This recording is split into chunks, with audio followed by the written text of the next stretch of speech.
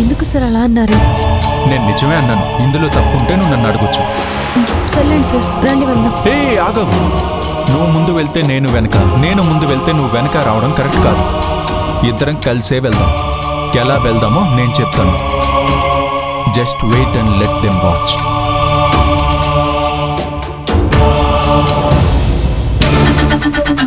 Sir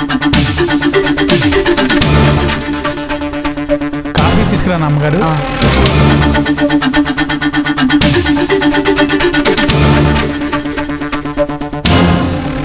ఆలోచన తీసుకురమ్మంటే అలా చూసొచ్చావా ఏంటి నిమిష? వెళ్ళాను నాన్న, రెడీ అయి వస్తామన్నారు. అన్నారా?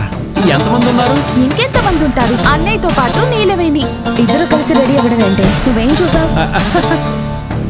చిన్నపిల్ల అలాంటి విషయాలు ఎలా చెప్తుంది చెప్పు. మీరు ఆపుతారా? ఏ నిమిషం, తారక్ రావడానికి ఇంకెంత టైం పడుతుంది? మేడం తొందర ఏం లేదు. సార్ ఇంట్లోనే ఉన్నారు కాబట్టి రాకుండా ఎక్కడికి వెళ్తారు? వస్తారని తెలుసు, కానీ ఒక్కరు కాకుండా ఇద్దరు వస్తారా అనేసి ఏమో అమ్మకు డౌట్.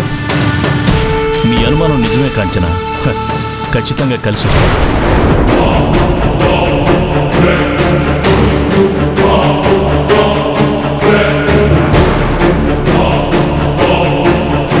సార్ తీసుకోండి.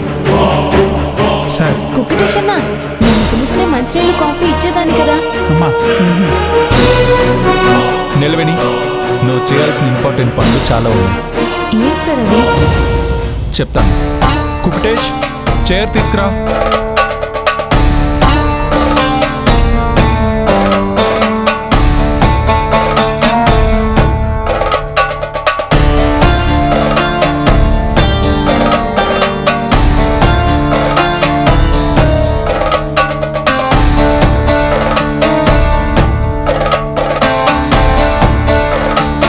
ముందు లాయర్ గారిని ఎందుకు రమ్మన్నారో అది చెప్పు బామర్ది.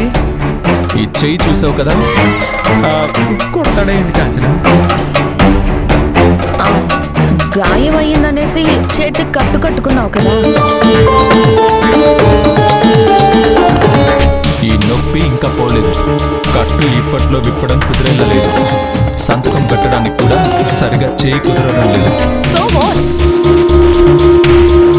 ఫైల్స్లో కానీ ఆఫీస్కి సంబంధించిన డాక్యుమెంట్స్లో కానీ నేను సిగ్నేచర్ చేయలేను కాబట్టి ఈ గాయం పూర్తిగా మానేంత వరకు పూర్తిగా సైనింగ్ అథారిటీ నా భార్యకి ఇవ్వాలని లాయర్ గారిని మోహన్ని రమ్మన్నాను.